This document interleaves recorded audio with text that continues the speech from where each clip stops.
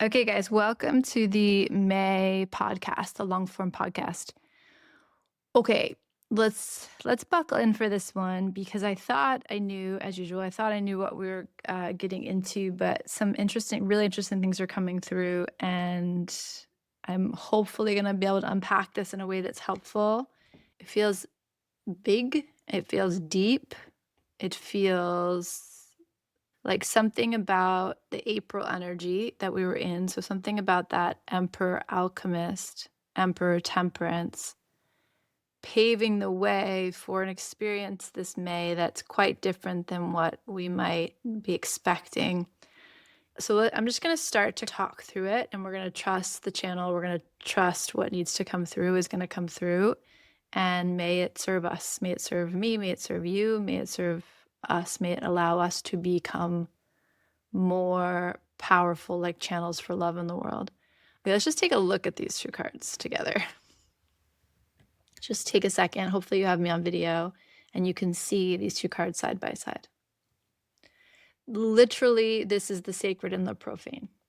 Okay, like literally what we're talking about here is the sacred, the Hierophant, and the profane, the devil. Now, the first thing I want to say about that is that you guys know, obsessed with Kim Krantz and the work I'm doing with her, but we're working with polarities right now. And one of the polarities we're working with is the sacred and the profane. And one of the things that she read that comes from Jung is this idea, and it's actually I've never heard this word before, but this idea that if you hold the tension of get out my notebook. If you hold the tension of two polarities, two polar concept, polarized ideas in your mind at the same time, that they actually invert, that they actually like turn inside themselves and become each other. And I'm not even saying that nearly as clearly as he means it. What did he say? The word is, if I wrote it down, the word is, I can't even read this. It's a crazy word. An antiodromia. So when you hold two opposing polar ideas in your mind at the same time and you hold them, you try to hold the tension between the two, they actually like invert themselves and become the reverse. That's interesting that came up last week because that's what I'm seeing in these cards. There's something here about these two cards side by side that are like, oh, this is sacred, this is profane. And something about this month, and astrologers check me on this, these two things invert. They become each other. They reverse themselves. And I think you can see that happening, right, with institutions. We're talking about institutions here. When we're talking about the Hierophant, you can see that with just the lack of trust, the kind of like, what the fuck is going on with these institutions? Energy that's so alive, has been for so long, but is particularly rich and thick right now. And this idea of the body, something that we have for a long time put aside as baser than spirit or as something just to manage, is become something sacred. And there are ways in which that's off, right? The too much pressure to make your body perfect, which is not what we're talking about. We're talking about the earth base. We're talking about the matriarchy. We're talking about dropping into our bodies. We're talking about Pachamama. We're talking about understanding that the material is sacred.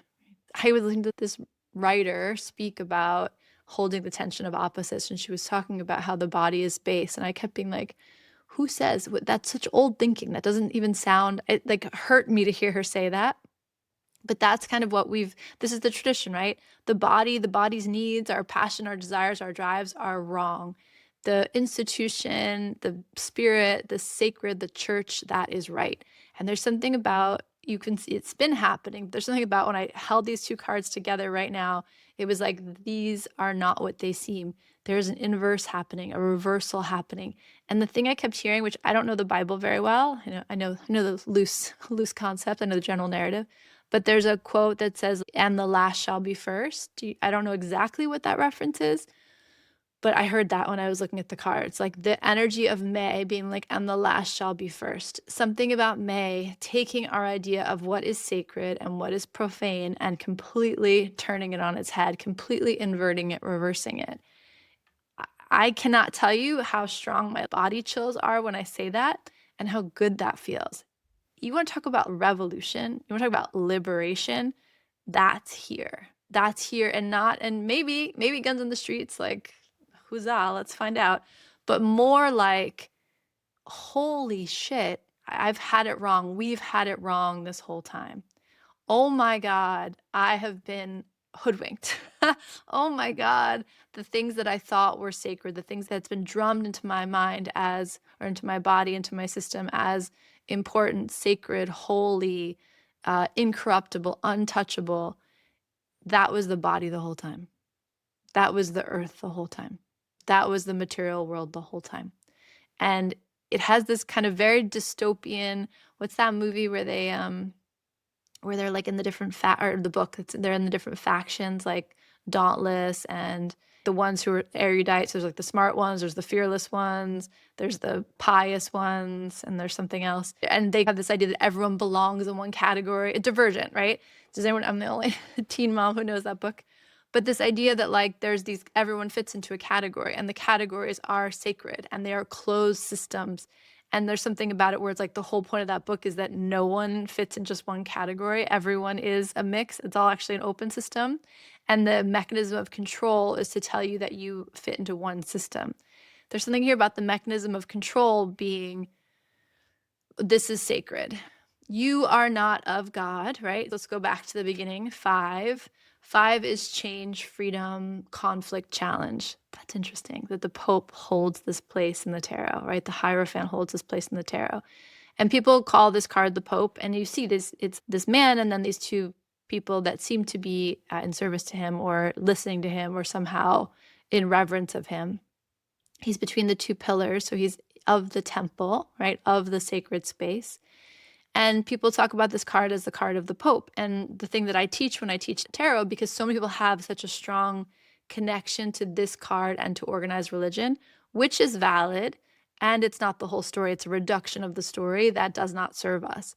The reason that the Pope sits at this place is because the idea of change, challenge, creativity, freedom is actually quite intimidating to people, or has been, maybe not so much anymore, but has been across time. And so you place a pope between you and the unknown, between you and the sacred, between you and God.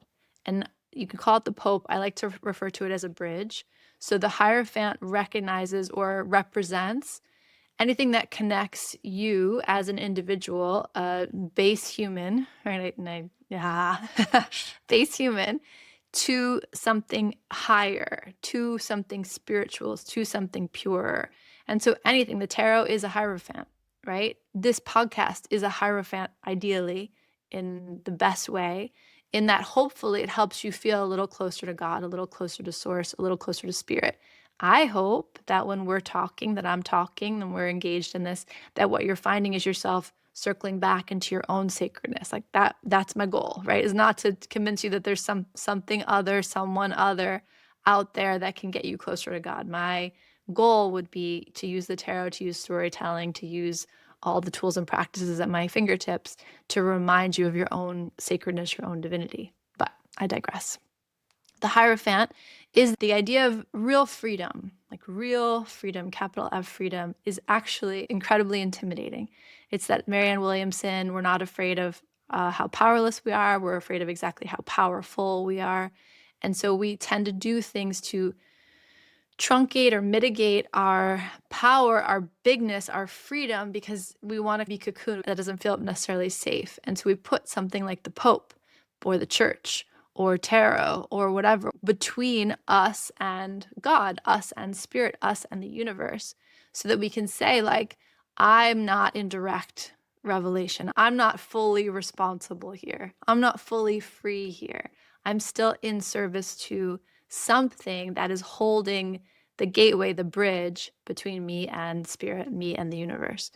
And if that sounds negative at all, it's not. Judgment in that, it's a very human thing to do, to want to create protection and boundary around concepts or experiences that feel too vast for us to fully hold by ourselves. We want to feel anchored. We want to feel connected. We don't want to be cut loose into total freedom. There's a reason why spiritual lineages prepare you for access to freedom, prepare you for access to the field, because there's a disorientation of me as an individual versus me as the universe. Like, that movement can be very disorienting. And so there's a reason why you practice and you set yourself in a medicine or a lineage that can help prepare you, prepare your vessel, prepare your ego, prepare your psyche for the movement into such vast expansive levels of freedom. So we use lineages, churches, figures, institutions to kind of buffer us from that pure freedom that we both crave and ache for and are intimidated by. So the Hierophant is anything that man has created or we have created that sits between us and direct knowing of source, of spirit, of God. And so the Bible is that, church is that, all the tools of spirituality are that, yoga is that, like anything that creates any kind of distance between you as the divine. You are all you need. You are everything that is good in the world, all right here. And so the people don't like this card for so many reasons. But I really try to help people understand that while it can represent the church, it can represent the Pope, that's just a placeholder for it representing the thing that I use to bridge myself, to distance myself, and also connect myself to God or to spirit. Okay, so that's the Hierophant. And we would say, if you were looking at a book and you were looking at traditional interpretations, you would say the Hierophant is that which is sacred. The sacred institution, the thing that cannot be questioned. This is an interesting moment to be having a thought about Hierophant energy. You cannot name an institution that has not failed us recently. And you can see people like, take the Catholic Church, for example. Such harm, such profound harm carried out in the name of God. Even worse. Like it's so horrible what that institution has enacted on people, on its faithful across time. Not even just the current things that have gone wrong, but like across time.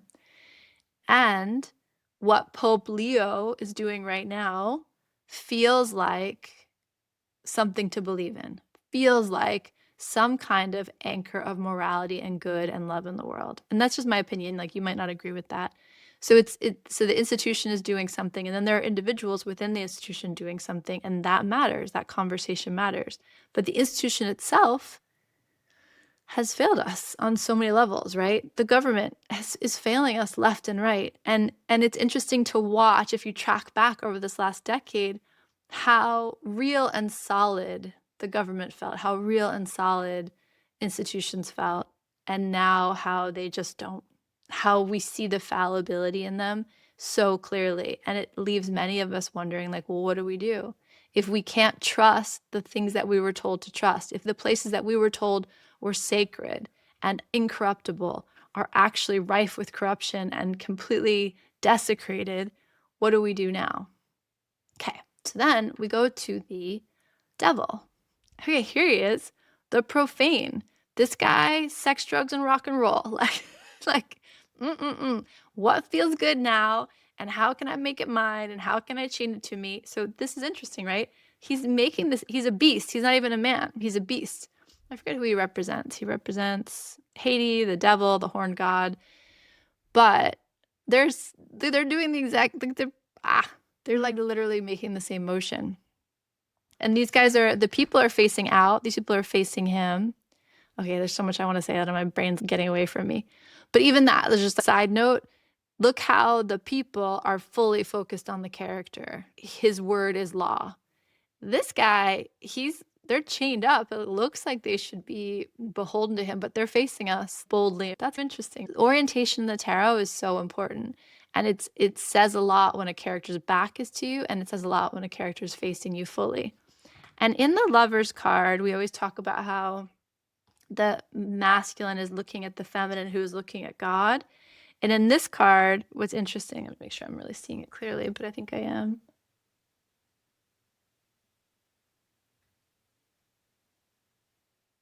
Is, first of all, the devil's looking straight at us. Eyes on you, eyes on me. And then the masculine energy is looking at the feminine energy and actually holding out his hand. And the feminine energy is also looking right at you. And we could probably do a whole podcast just on that dynamic. But this is really interesting to think about these orientations. Okay, so back to the devil.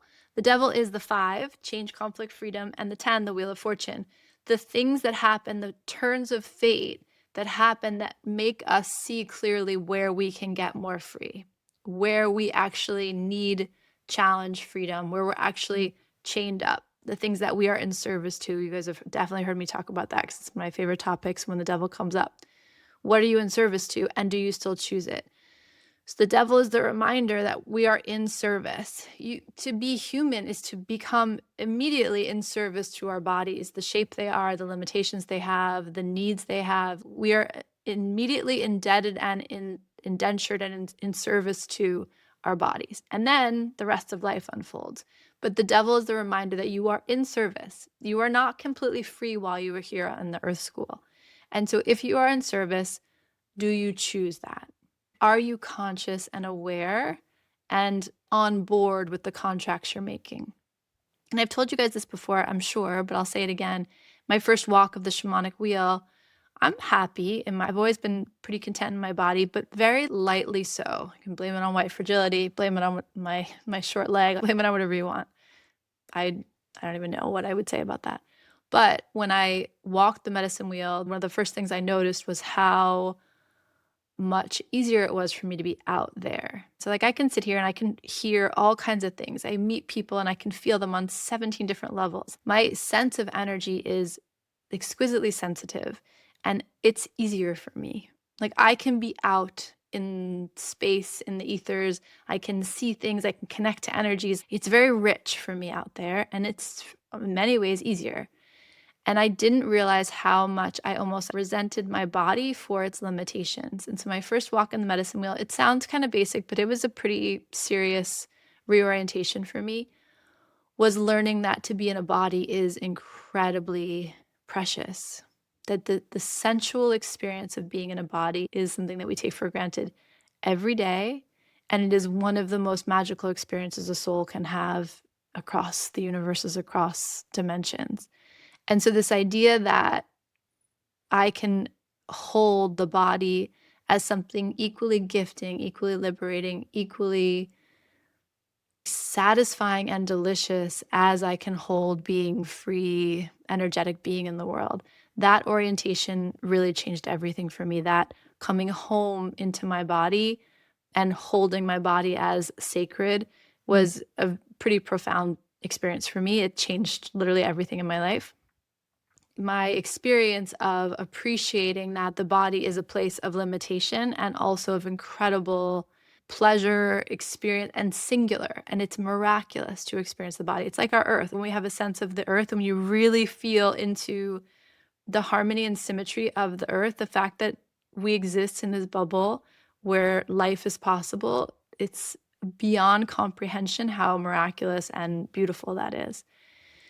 I'm not sure how I got off on this tangent. We're talking about the devil, and we're talking about understanding the contracts and agreements you've made and making them with your eyes wide open.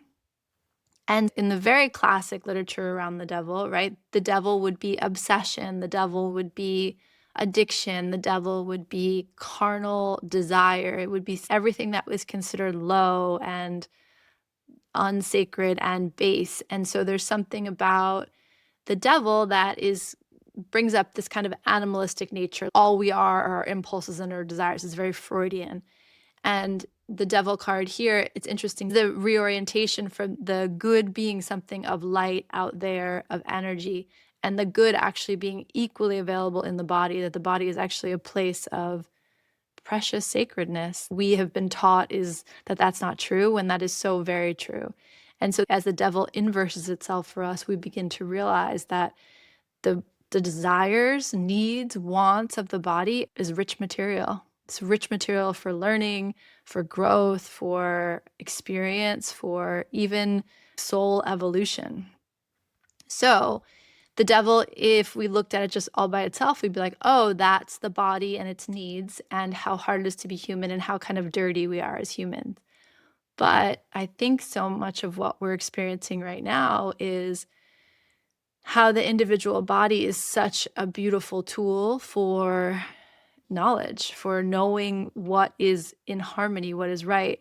And if we're talking about the body, we're talking about the earth. We can't separate ourselves from the material world that way. And how much our bodies we've been told our bodies are a tool that actually just benefits capitalism, benefits commodification of our souls, right? It's a kind of bondage. It's a kind of slavery. Oh, you are only worth your output hours. You're only worth how hard you work. You're only worth what you perform or accomplish, what you can measure in your life. And I hope that part of what we're beginning to consider is that we're not just cogs in a machine, and that our bodies are not these things to just work and abuse into the ground, that there's something to hold of God in your body, with your body, in your engagement with your body. And if you really begin to feel yourself as a sacred being, you can't give yourself away. You can't give away your energy. You can't give away your sacred fire carelessly. You can't do that anymore. And I think that part of the revolution I hope that we're undergoing is the sense of, I was never wrong to be in my body. I was never wrong to hold my body as something precious. So in that way, these things that we've been told are profane, are wrong, are crooked or unimportant or something to evolve past or get rid of, is actually our main tool of expression and learning in this earth school. So it's interesting, right? On the surface, the Hierophant, this is the sacred, this is the profane, but there's something about the inversing of those things that's happening, I think, for us culturally, politically, systemically, but also happening for us in our individual systems right now. And like, all I could say to that is, aho, thank God. Because the other thing that happens here is that it's you versus the institution. And there's a way in which that hierarchy, that sense of, are you further or closer from God? Are you further to the sacred or closer to the profane? Are you free or are you in bondage? All of that stuff is a way to measure our worth and therefore separate us from each other. And I put that on Instagram the other day, but that idea, the most harmful tool wielded against women was not necessarily violence, but the way that other women were taught to treat us. We're taught to always be in competition. We're taught to always be judging our bodies and each other's bodies, to always be judging, are we closer to God or further away from God? That causes a kind of systemic harm and a kind of isolation that's very hard to recover from. And so again, the other thing that I think is coming up, which I've talked about a little bit, but it's here too, is this idea that anything that separated you from your body, from each other, from the earth, that we were told those were the wrong things, or those were the unpure things, or those were the unevolved things, when actually those are the places of your power, our community, our body, our earth. And so there's something about the re-understanding of our body, earth, community as the places of sacred power, as the places worth tending to, as the places worth being devoted to. I think that's all really interesting. So the 5, change, freedom, conflict. The 5 and the 10, change, conflict, freedom, and the turn of the wheel, and the wheel of fortune, and God's protection, the spirit of the universe's movements towards harmony. And so that comes up, we talked about in last week's podcast, this idea that the 10 is always too much. Like us humans, we get kind of stuck at the 9, and the 10 is the universe's push out of the nest. And shamans always say, out of the nest of your own becoming, Condor, pushing us out of the nest of our own becoming. We sometimes need the push. We need the turn of the wheel to see clearly, to become something new, to be motivated or inspired into the next get-go. Super interesting. Okay, so I hope I'm not like getting too weird and wonky on everyone, but I hope this is tracking. But think about that, though. Think about this idea of the sacred and the profane. That is your meditation for May. What is sacred and what is profane? And who told me so? And how does my life reflect that or not reflect that? How do my movements in community or in relationship reflect that or not reflect that? How does my relationship with the earth reflect that or not reflect that?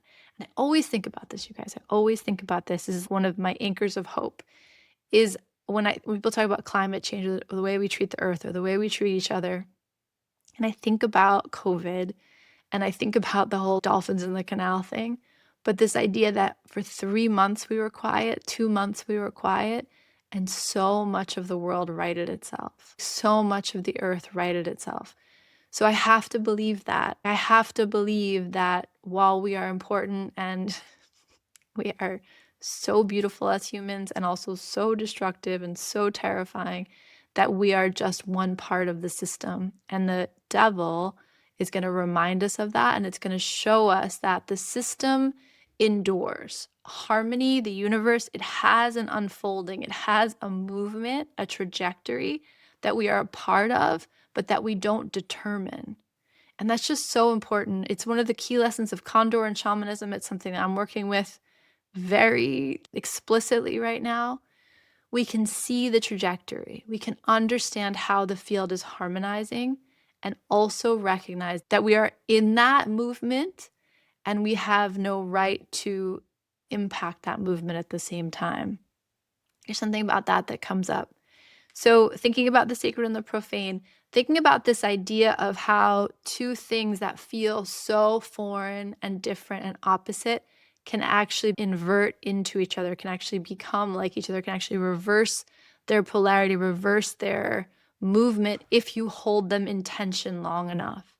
And there's something here about the institution and the individual that is just being held in pretty serious tension right now. And then the sacred and the profane, serious tension right now. And so we're holding these things in tension, and everyone's wondering what's going to happen? What's next? How do we recover from this? And I would just say to you, like, that's the faith in that 10. That's the faith in the Wheel of Fortune.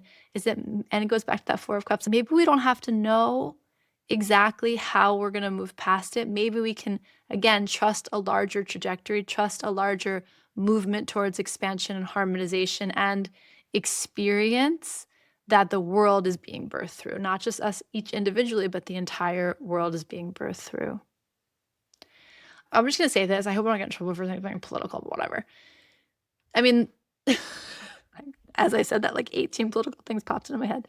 But when Trump won the first election, those of you know that story, and I was hoping that Hillary Clinton was going to win because that's who I had voted for, and I wanted to see a woman in the presidency.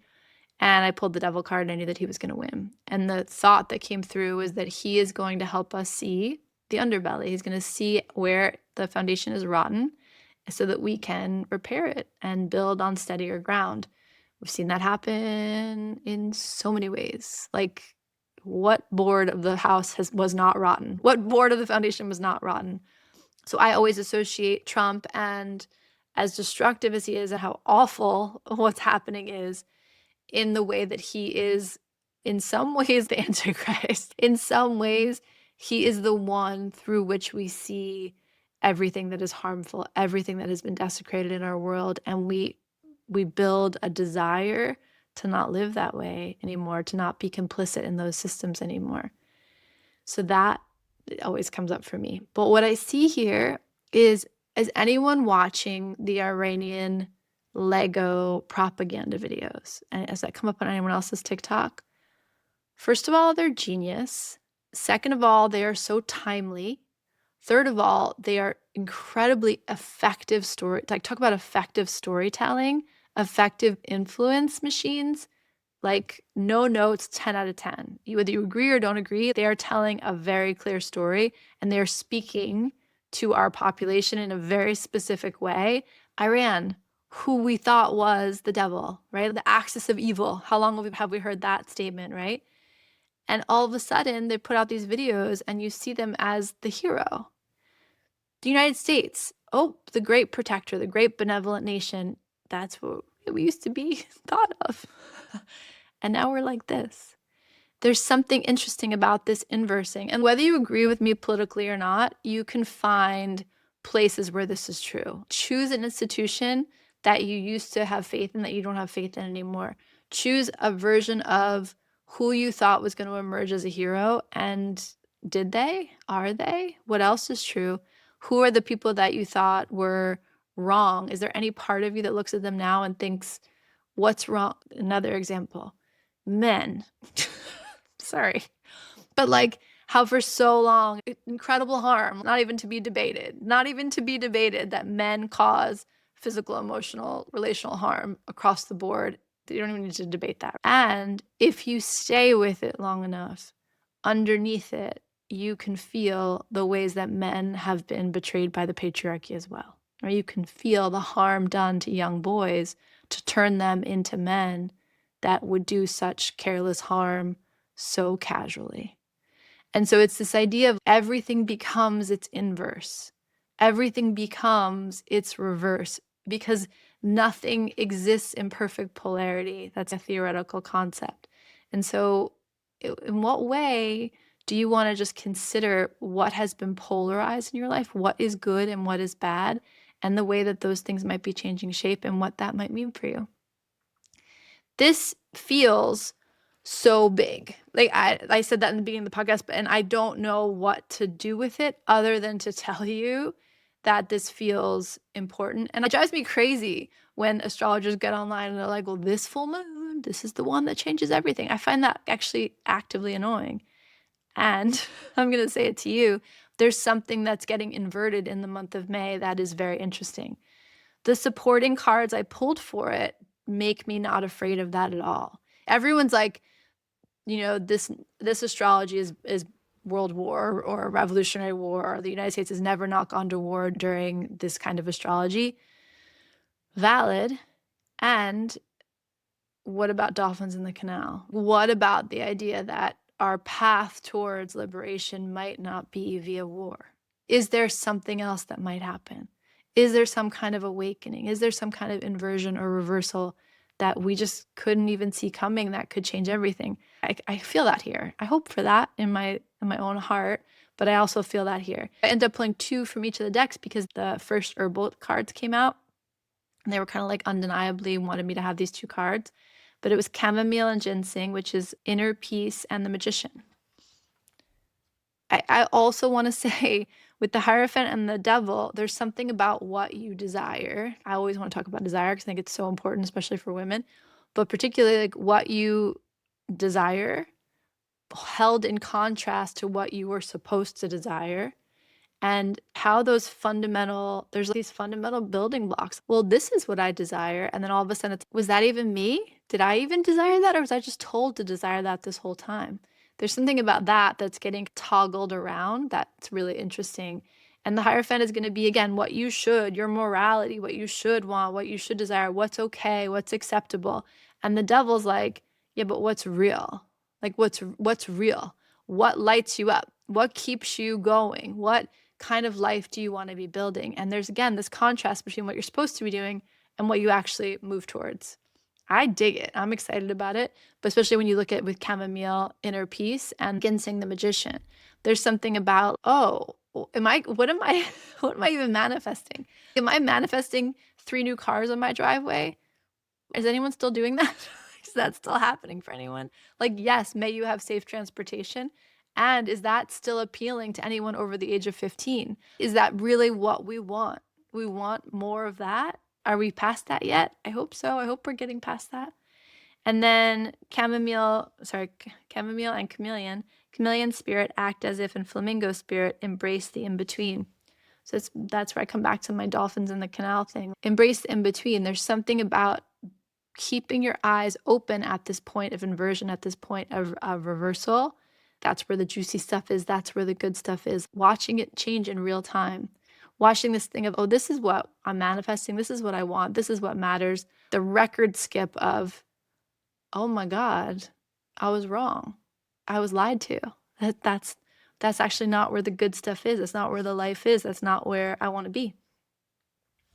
And then I love the Wild Kuan Yin Oracle deck. It's one of my favorite. I love this Oracle deck. But tender trust, beloved body, and pray to the east, guardians watch over the west. So this is where I get this idea of the body comes up again because I also pulled Empress and Judgment.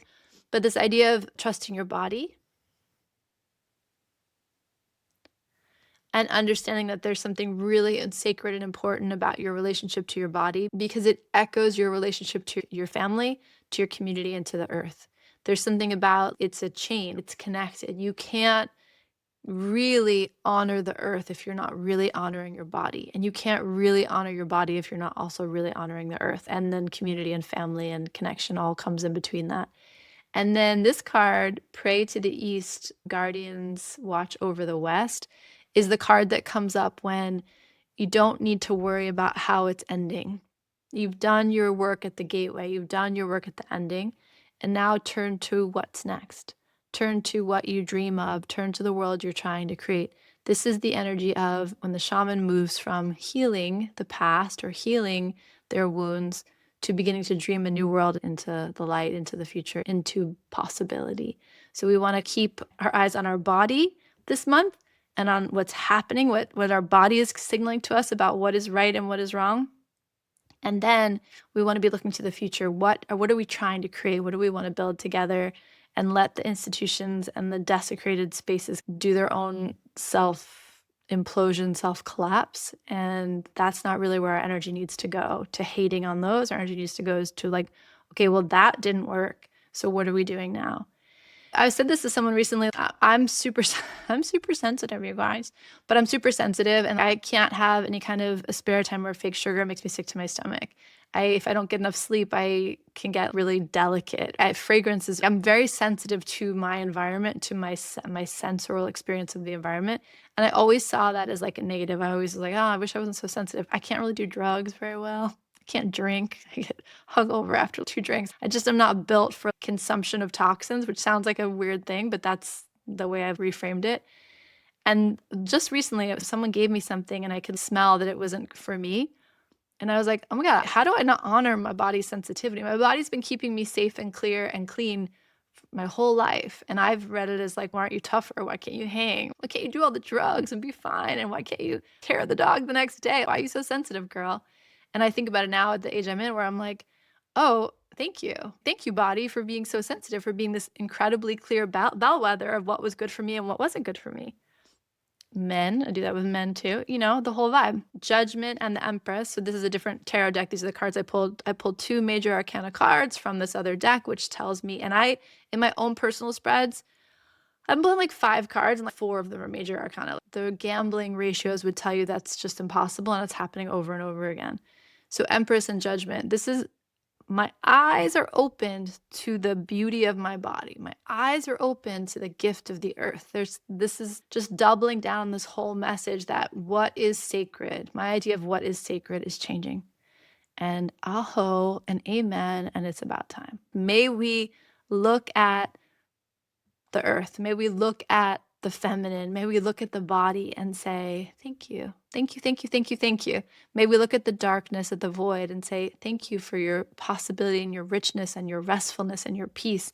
Can we look at the female body and say, thank you for your voluptuousness and your curves and your possibility and what you create and your beauty and your seduction? Can that become something that we honor and celebrate? And then lastly, Our Lady of Manifest Miracles. So, mic drop. Our Lady of Manifest Miracles, meaning that this is the place where miracles happen. Again, this Jungian idea of holding the tension without action, just with awareness. These are 2 opposites. And if I hold that, and this is a technique in hypnosis, you drop anyone into trance when you bring them opposite. One of the first phrases you learn in hypnosis is feel yourself both holding on and letting go. Those are polarized energies. And I'll say it again, feel your body for a second. I want you to imagine that you are both holding on and letting go. You actually drop into a trance state just like that. That's how fast that happens. Because there's a sense of the polarity. Because it's so hard to hold the polarity, we drop into a trance. We actually drop into a slower brain wavelength. We drop in. So that's 101 in hypnosis. You ask people to feel opposites, and it automatically puts them into a trance state. So we're holding this polarity, holding these energetic, and if we hold it long enough, they begin to transform. And if we hold it long enough, something new emerges. So this is this idea of manifest miracles. We don't need to actively tear them apart. We want to just hold the truth of them so that the truth of them is revealed to be more than what's on the surface, more than what our first past assumptions were. Cool, you guys. I did not see this coming. I thought we were going to be talking about, what did I think we were going to be talking about? Commitments, agreements, Yeah, and that might be here. There might be some things with commitments, agreements. You might find yourself, I guess I would come back to what I always say is the commitments and agreements you make. This sounds so dumb, but it's not as obvious as it sounds. They should feel good. Any commitments, agreements you make in May, your body should be a hell yes, full yes to. And if you're not a full yes to, pause it. And if your mind is saying you're supposed to be a yes to it and your body's, I'm not into it, please, please, please, please, please, please, please, please trust your body. Please listen to your body. Please hear the sacred missives, the sermons of your body. That is the sacred place. Sounds so obvious, but literally this lecture I was listening to was like a 10-year-old lecture, and she was talking about the body, and she's right. Like, I forget that most people consider the body as less than, as something like a vehicle or an animal or something just to ride, and it is one of the greatest gifts you'll receive in 1,000 lifetimes. So I hope you can feel that this month. All right, let's check some individual cards and see what's going on. But yeah, bindings, agreements, commitments, what you're in service to, what you're bound to. Here, there might be some great sex this month. The Hierophant and the Devil are playing with that sacred profane energy. Also, art, any kind of art you want to make with the sacred profane overlap. I dig it. I think it's a really rich place. And one of the things that Kim Krantz was saying was like, if you ever need a cheat code to look at art, she's like, just look for the paradox, look for the sacred and the profane, the light and the dark. What are the opposites? What's the tension that the art is holding? So there's a possibility for great art this month, great sexual tension this month, great relational polarity this month, finding someone that you have that very powerful polarization with that makes you drop more into a deeper part of yourself, drop into almost a trance state. Oh man, I would love to call that in. But there's something here about the tension between being magnified this month. This energy exchange, energy transfer is pretty powerful and almost self-learning. So it's if you have something sacred, you have something profane, and then the tension between them comes alive and they begin to invert or reverse, all of a sudden what they're each made of changes and how they communicate and how they integrate with each other changes. Something like that. All right, cool. Super cool. I don't even remember what I thought we were going to be talking about, but this is a really beautiful idea. And I, again, find it very, very hopeful, not just for us as individuals, but collectively. This feels like a new earth, reordering of our priorities and honoring something very fundamental about being human. And at the end of a very harmful, very violent separation that's been asked of us in terms of our bodies and the earth. Aho. Aho. Okay. That's what I got for you. I'm going to pause this and then I will pull some cards for every sign. Holy shit, that was long. Oy, okay. Cuties, are we rolling? Taurus, we're going to start with you. Hey, my Taurus friends. Death and Seahorse Spirit, watch and wait. Okay, so Taurus. Oh, first of all, catch your breath, friends. Catch your breath. This Uranian movement out, Uranus moving out of Taurus is just, especially for us Taurus rising. Check myself, relax for a second, just catch my breath.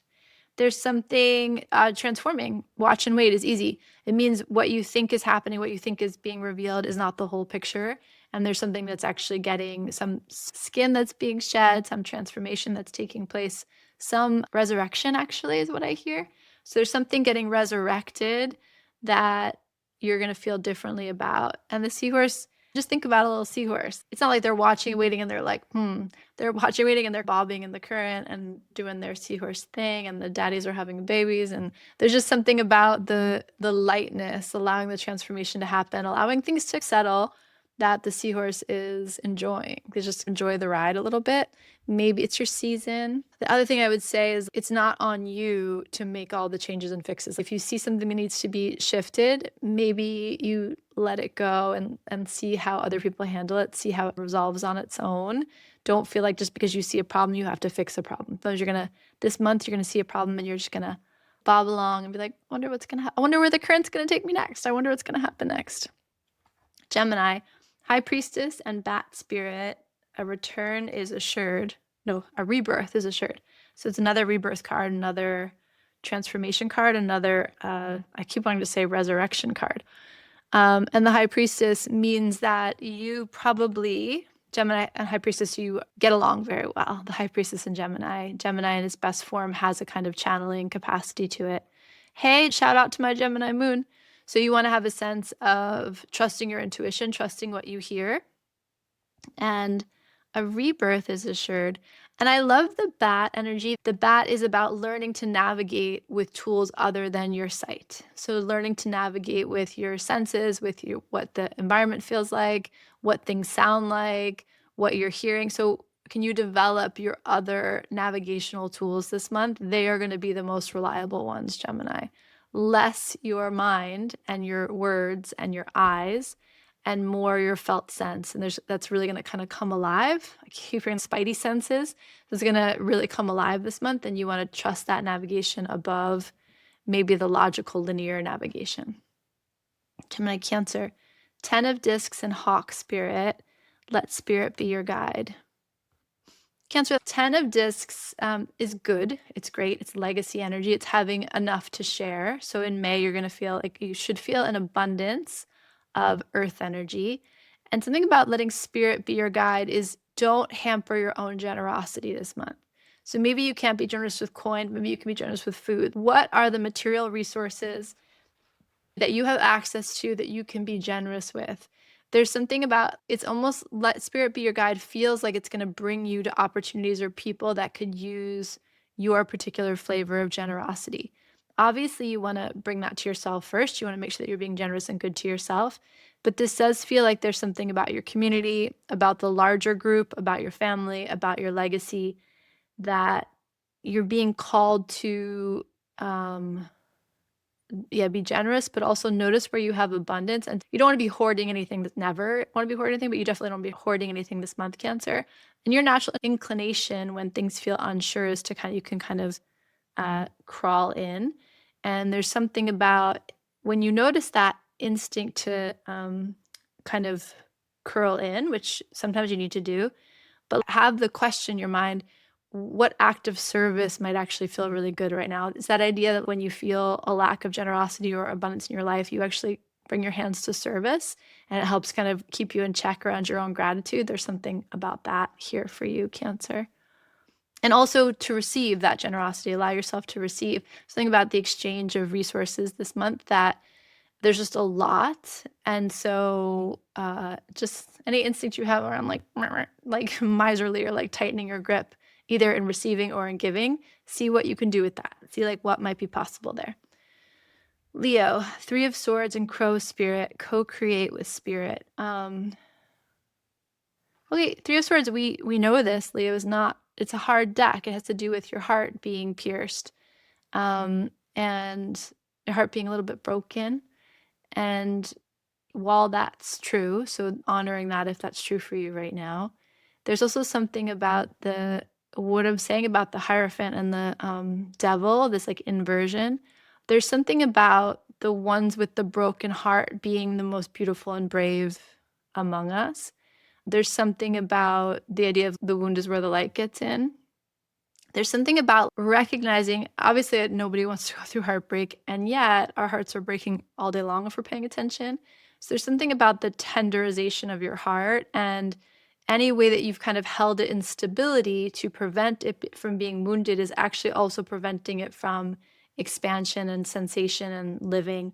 I have a friend who's a Leo, and we were talking a couple weeks ago, and he was talking about when he feels really bright and alive, that sometimes people get the wrong idea or get the wrong message. And you can't curtail that. If people are going to have their narrative, as long as you're in integrity with your energy, don't ever hold back your heart, your love, your vibrancy, because it's the greatest gift that a Leo can offer the world. And there's something here about your heart, right? Leo is in charge of the heart space, and courage comes from the word heart, the French word heart. There's something about this idea of even if your heart's wounded, it's better than it being static. There's something about opening your heart space, even if it's scary, even if it hurts a little bit, even if you feel a little tender or vulnerable doing it, that's actually a movement towards life. So I hope that makes sense, Leo. It's like the 3 of Swords usually comes in as, heartbreak. It can come as the card of heartbreak. But I've said this before, it's also the card of the lion-hearted. It's also the card of the courageous. And what I hear is it's the card of the light bringer, the light bearer. And that's who you are, Leo. And we need that from you probably more than ever. That kind of heart-centered, courageous light is something that you deserve to live that way. And then hopefully the world appreciates that, the beautiful light that you are. Okay. Virgo? Leo, Virgo, yes. Okay. Virgo, we have the Daughter of Wands and Mouse Spirit. Tend to the small things. Everyone's always like, I don't want the mouse card. We love the mouse card. There's something here about tending to your pleasure, tending to what it's like, what lights you up. What are the small things? And we see this all the time, Virgo. Actually, maybe you appreciate the mouse card as I said that. Virgo loves the small things. They love the fine print and the details and the devotional details. And so embrace that. And this is like the energy of, look how much red is in that card. There's something here about your pleasure and your root chakra and your sacral chakra and your creativity. There's something really beautiful here about tending to the small things as a sacred act, as a way of bringing yourself pleasure. So this is the idea, like, you get ready for bed, but then you can put on a beautiful silk robe and you can play music and you can light candles and you can put on your best cream. And that's also getting ready for bed. And it's small changes. It's small. It takes, an extra 30 seconds, 2 minutes, and it elevates the whole experience. There's an appreciation from one of your natural gifts, Virgo, is to elevate the experience by caring about the details. And there's something here about that, but for your own pleasure, just to light yourself up. You just cut the peach in a pretty way because you feel like cutting the peach in a pretty way. There's something about not limiting the pleasure you take from your life by expanding the pleasure in the small moments. I love that as a practice and as experience. I hope that something about that feels like it like opens a door for you, and I'm into that. Libra, we have the Hangman, the Hanged One, and Coyote Spirit. Trust in divine detours. Oh, Libra. Okay, Libra. I mean, Coyote and Hangman are trickster, reversal energy. So might not go the way you planned it to. And can you embrace, this Ganesha is written all over this, like, can you embrace the detours, the pauses, the roundabouts, the way things maybe are not on the path that you thought they'd be on, as something like fermenting, something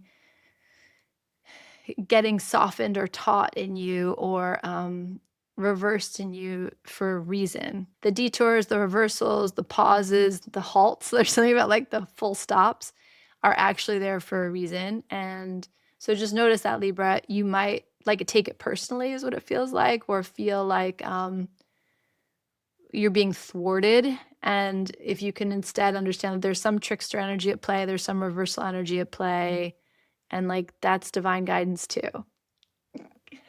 I don't think you're gonna. I think you're gonna be a little annoyed, Libra, and I'm like, don't be annoyed. Yeah, talk to Coyote, talk to trickster energy, or whatever the trickster in your like worldview is.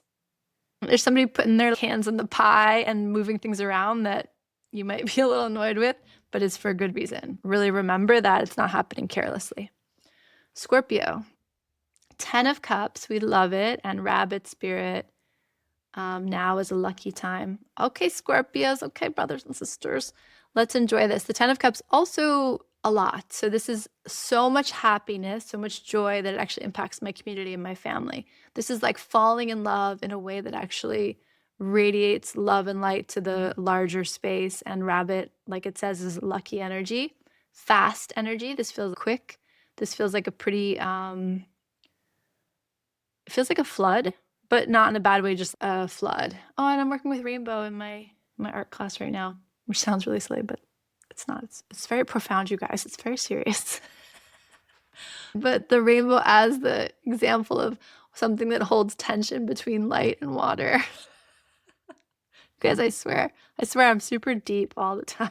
With the rainbow energy. Sorry, it just made me giggle. The rainbow energy in the 10 of Cups feels really lovely, and it feels like shared joy. So Scorpio, enjoy this. There's not, the only thing you say about the 10 of Cups is it's like my heart grew 3 times that day. It's that kind of energy. There's an expansiveness to it, which can feel, sometimes it can feel challenging. Mostly it just feels good. You're just happy. Don't wait for the other shoe to drop, Scorpio. Try to relax your natural hypervigilance or wariness and just know that sometimes it's just nice. I hope you can enjoy that. Sagittarius, Queen of Swords and Koala Spirit. Spirit has a plan, and so do you, Sagittarius. This feels really clear. You feel super aligned. Queen of Swords, you know, she can be a little bit of a bitch in the best way. She knows what she wants. She's black and she's white. The gray area can get lost with her. But something about this feels like you and Spirit aligned and passionate. This feels like Fire Horse energy. This feels like Sagittarius on a tear, not confused. Sagittarius on a mission. Full stop. That feels really good. The only thing I would say is judgment, like harsh judgment. So if you're like, you're not supposed to do that, or that's not the way it's supposed to be, again, there's a little bit of that detour energy, that trickster energy of the koala being like, chill, baby, chill. So just, you might want to notice if you have a harshness cutting into your thoughts or your language, and just like, what would koala think about that? What would koala offer you? He'd probably be like, you could chill a little bit, just enjoy the sun for a minute. Need some tempering of that, like, honesty, that clarity, that Sagittarius, sometimes you don't have a lot of patience for other people's weeble wobble, and the koala is going to kind of try to soften you in that respect. Capricorn, Skunk Spirit, know your worth, and the sun. Okay, Capricorn, know your worth. This is so happy. What happy. You and Scorpio have a lot of really joyful energy here. Know your worth. This also harkens back to what I was saying to Leo, like, let yourself be happy and know you're allowed to be happy. And there might be, again, if we're talking about tensions all month, you might notice the polarity. You might notice the tensions, like, this is my happy place, but I don't feel very happy here. This is supposed to be challenging, but yet I'm oddly satisfied here. There's something here about where you think your happiness is getting inverted a little bit, getting reversed, and finding joy and happiness in a place that maybe you wouldn't expect it. And the Skunk Spirit just feels like, know your worth, trust yourself. Like a little bit of that, you don't have to explain yourself even to yourself. Something about you're allowed to be happy, and you don't need to explain to anyone why you're happy there or not happy there. You're allowed to just let that be. And again, this might come down to agreements. There might be some chatter about agreements you made when you didn't know your worth, agreements you made where you weren't quite willing to make sacred your happiness. So there might be something that comes up around that, but there's a lot of brightness, solar energy, power here, and I'm not worried about you figuring that out, Capricorn. It's just really a permission to be happy where you're happy without having to explain it. Aquarius, Eight of Swords and Snake Spirit, time to rest. Eight of Swords in the traditional deck is the woman bound up. Her eyes are bound, and she's kind of like walking down that river. These two cards together are, if it's saying time to rest, Aquarius. So you don't need to fight the revolution all at once. Like, that's what comes to mind. You don't need to fight the battles all at once. This feels like a month where you might want to pause and rest. And trust me, I don't like to hear that either. Or maybe you do, maybe you need permission for that. But there's something here about live to fight another day. And to do that, you need to make sure that your body and your vessel are cared for. Aquarius, you have so much heart and so much energy and so much expansiveness. And Uranus is moving into Gemini, which Uranus is your ruler. So there's something about, like, it can feel like a lot. And you might not be able to explain why it feels like a lot. It just does. So you have just full stop permission to rest this month, Aquarius. Keep telling yourself that. This is my month with permission to rest. This is the month where I'm allowed to rest and watch things get inverted. That's very Uranian. Like, oh, that's sacred? Not anymore. Oh, that's profane? Not anymore. Aquarius, what do we got next? Pisces, Three of Pentacles and Turkey Spirit. Give with gratitude and grace. This is about you building something with people or a community. This is Three of Pentacles is about people in love with their work, creating something beautiful together. And give with gratitude and grace feels like just generosity around your skills. So I have a friend who wants me to come do something at her shop, and I was like, oh, of course I will. And she said, well, can I pay you? And I was like, I don't want to get paid for that. I want to get paid, pay me, but not for that. And so this is the idea. This is a place where I'm so happy to give because it feels good to give there. So just notice the places where it feels good to give, and be generous with that. Like, there's something here about not counting your coins, not nickel and diming anyone. There's something here about sometimes we sacrifice like the payday for the art. There's something here about the art and the community being the most important thing. It's very specific, but that's what I feel there, Pisces. Let me see if there's anything else. No, just follow your heart wants to collaborate. And yes, don't let ideas about whether you're giving too much. I mean, obviously, discernment, take care of yourself. But if you want to give a little bit more this month in like service to the art and service to the community, you have just a lot of permission to do that, knowing that there will be plenty more. And then Aries, Empress and Koi fish spirit, there is always enough. So similar to what I was just saying to Pisces. The Empress card and the Koi card are just like, there's so much plenty. So enjoy that, Aries. It should feel really good. And if you find yourself not enjoying that, or there's not plenty, that's your work. And it harkens back to what I was saying to Virgo. Start with the small things. Like, where do you, the classic A. Hendricks, where do you limit your joy? Where do you limit connection? Where do you limit ease? And just see if you can just expand, micro expansions. Where do you rush your body when it doesn't want to be rushed? Where do you not listen to your body where it needs to be listened to? Like, what if you got really indulgent with your body and with what feels good to you, and just see what happens? Like, you might have something in you that's rewiring around efficiency, productivity, hustle. That is like you're testing the waters of how much can I get done while feeling as good as possible. Okay, there you go. All right, gang, we have the 8 of Pentacles on the bottom of the deck and Amp Spirit. So those are both worker cards. Collaboration, community, body, earth. That's what we're working with in May. And in Mystic Rising, we're working with mother energy. Like the mother, the matriarchy. And again, you guys have heard this, it's all over the internet right now, but like the matriarchy doesn't center women. It centers the most vulnerable among us. It centers the earth. It centers the creative possibility portal that is the earth and that is, women's bodies, but not because it's centering women, because it's centering the thing that creates life in our community and makes life possible in our world. On that note, best of luck. May your experiments with the sacred and profane be hot and sexy this month. May the revolution be like, it kind of feels like Summer of Love vibes. I keep getting that hit. Like, are we in for like a sexual revolution? Are we in for a summer of love?